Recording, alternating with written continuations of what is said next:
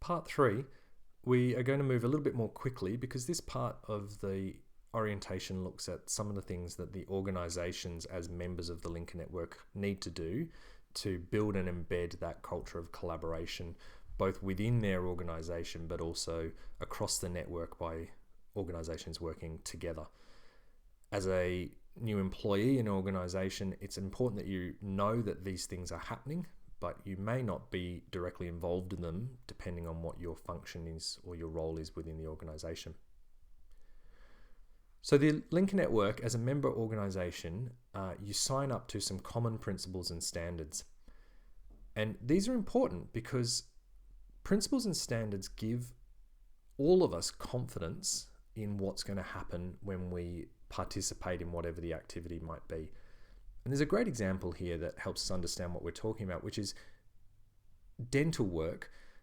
We know that dental work can be quite expensive, and some of us are aware that you can get the same work done in other countries where the cost is not as high. Some great examples, you can go to India or Southeast Asia to get some of this more expensive, root canal therapy or whatever it might be. But the anxiety or the concern that people have is that they might not get the same quality of care.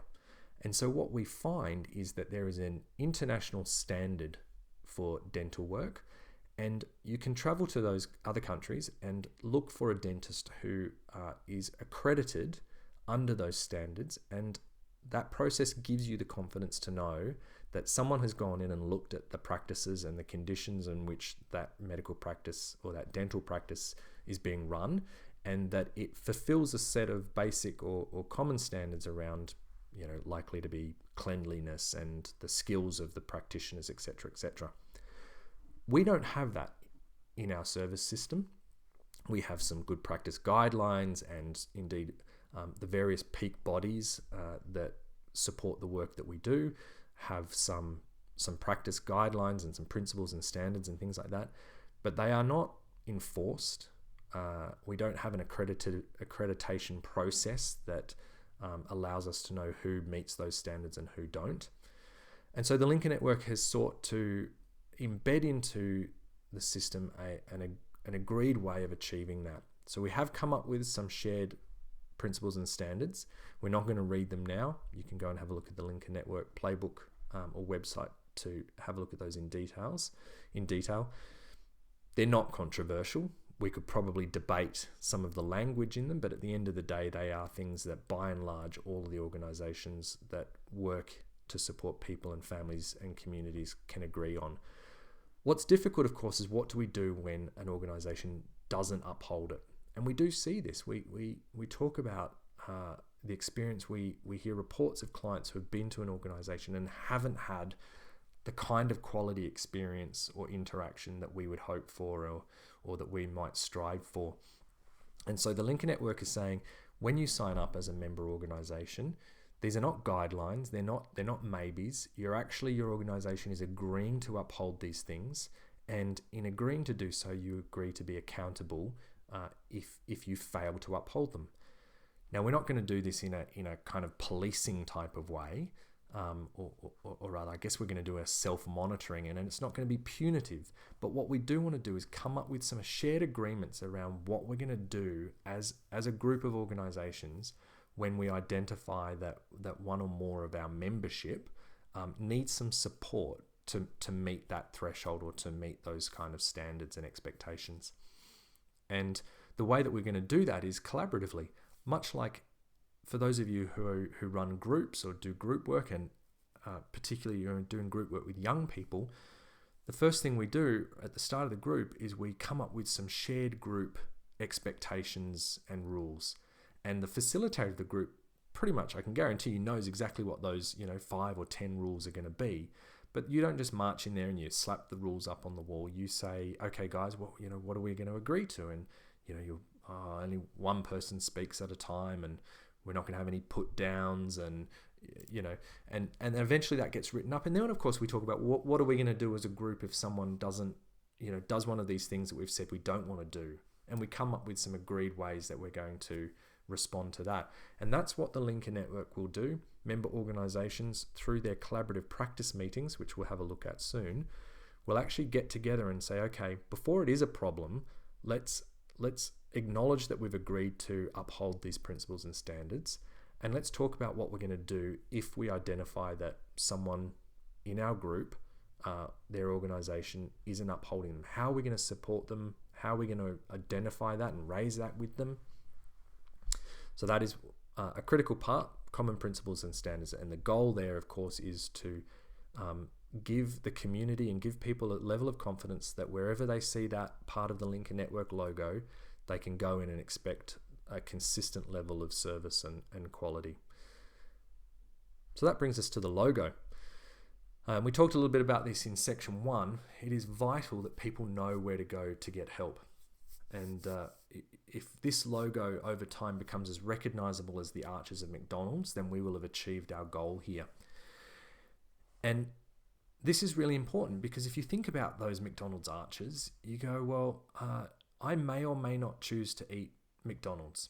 I see the sign, I know what it means, and I know what's inside that building, and I make a choice about whether I need to go in there or not. And I'll speak personally here and say that I choose not to. When I'm here in Australia, I know I have my car and I can get around and I can read the signs, and I go, well, I'm going to choose to find a place to eat where the food is healthier and I can feel confident that I'm going to be able to do that because I have all of my resources available to me.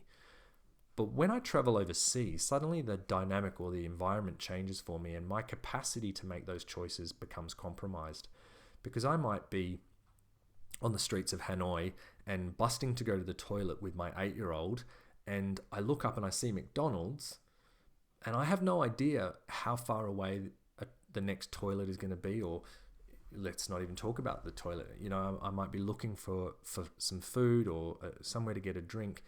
And in that moment of need, I will happily access McDonald's, and I'm grateful for the fact that I know what it means and what's inside there. That doesn't mean when I get back, I'll continue to use it. But the critical thing is that people can recognize that, and at a point where they need to access a service, they do. If I ground that in a example that we could perhaps relate to that isn't about McDonald's, is to say, if a young person accesses a youth service during their late adolescence, and they form a good connection with a youth worker, and that youth worker helps support them through some of the challenges that they encounter. Maybe there's some family breakdown, and they get some great support, and they recognize that logo as associated with that youth service, and the youth worker speaks to the fact that they're part of the Lincoln Network. It's not a sales pitch, it's just something that comes up from time to time, and the logo is recognized from time to time. We fast forward 3 or 4 or 5 years, and that young person is now living in a different area, nowhere near the youth center that they originally went to, and she's in a domestic violence relationship, and she's coming home from shopping, and in a moment of braveness, she says, I'm going to do something about this. I don't want to go home to that. I want to do something now. And she sees that logo. It doesn't matter what organization that logo is stuck on. It doesn't matter if it's a family support service or a youth service or a neighborhood center or whatever it might be.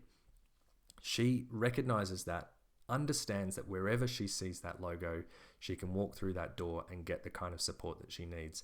And in that moment of braveness, she does walk in. Now, in a different scenario where we don't have this common branding that we all share to associate with the kind of work that we do, she has that moment of braveness. She looks up, she sees a neighborhood center. She doesn't know what that means or why that would be a service that might be able to support her, and she walks on. That moment of braveness passes, and she returns to that DV situation until some other opportunity presents itself or is forced upon her. So, like the Heart Foundation tick of approval, where we want organizations that are members of the Lincoln Network to use the logo where clients can see it, where clients can associate it with the work that we do. And of course, what we're trying to promote here is people accessing support earlier. The IGA is a nice example, and we just speak quickly here about saying that the logo is not about making everything generic like McDonald's where everything's exactly the same, But you think about the IGA, they all offer the same core things. Every IGA you walk into, they're going to have bread and they're going to have milk and they're going to have nappies. But if that IGA is in Marrickville, it's going to have a whole range of specific products that suit the cultural needs of the community in which it's based. And that's going to be very different to an IGA in Landsborough or Annandale.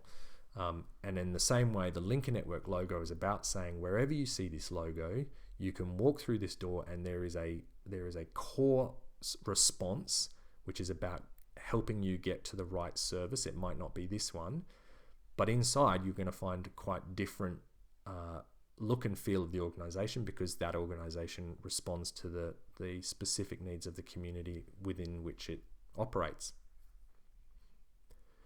The always welcome approach, which is about building a culture of customer service.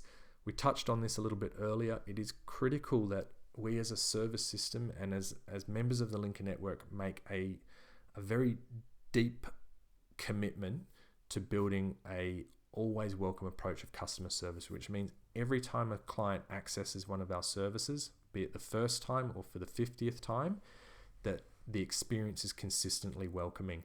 And that doesn't mean we have artificial fake plastic smiles on our faces all the time. We need to do that in a way that's genuine, but we need to start paying attention to it.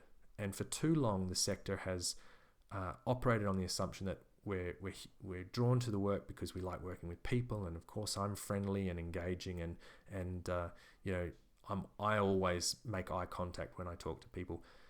Unfortunately, the evidence doesn't support that thinking. When we talk to clients, and indeed when we talk to service providers, there's too much evidence that says that the experience that people have is not consistently welcoming and positive, and we need to turn that around. Within the Lincoln Network Playbook, there's a whole bunch of things that talk to how we can start to build that, and these are at an organization and operational level. But we also want to start holding ourselves and other organizations accountable in that idea of building all of our capacity and creating some consistency.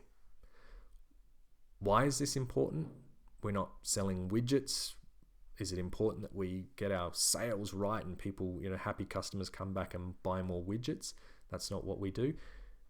It is critical because in an early intervention prevention system, we want people to be confident to come back to our service when they need help. And vitally, we want those people to be recommending us to others.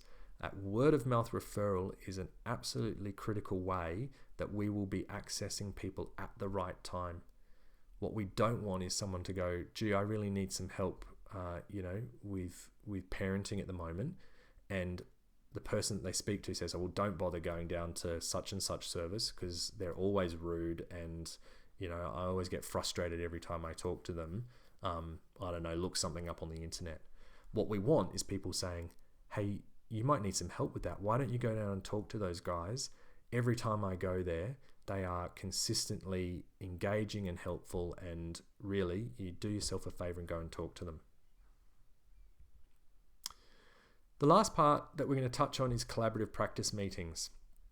And like a interagency, the collaborative practice meetings are a space where organizational managers, so those organizations that are members of the Lincoln Network, managers have a space to come together, and it's 4 times a year, where they purposefully look at these different parts of the Lincoln Network and they say which bits are working well, which organizations which are our colleagues who need some more support to make this work well. Who's who in the zoo? Who are the other organizations in our patch who are doing the same work that we're doing? Or maybe not the same work, but definitely who have the same values and the same goals of creating vibrant, healthy communities and supporting vulnerable people and families. There are some examples of this already out there, but again, the Lincoln Network is saying we want to create consistency. We want to see that all member organizations that are working in this area of early intervention are coming together on a regular basis and are having targeted and purposeful conversations about what they can do differently within their organizations to create consistency, to ensure that people know where to go for help, and that when they access that help, the experience is positive and meaningful. those collaborative practice meetings occur in what's called a local linker network. Your organization is part of the linker network, which is the whole of the linker network. But in order to achieve effective collaboration, what we need to do is form localized groups where we have enough organizations together that can work together collaboratively for a greater impact, but not so many that it becomes unmanageable.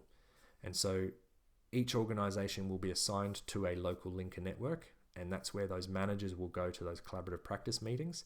In some cases, some organizations who have large service footprints might be part of more than one.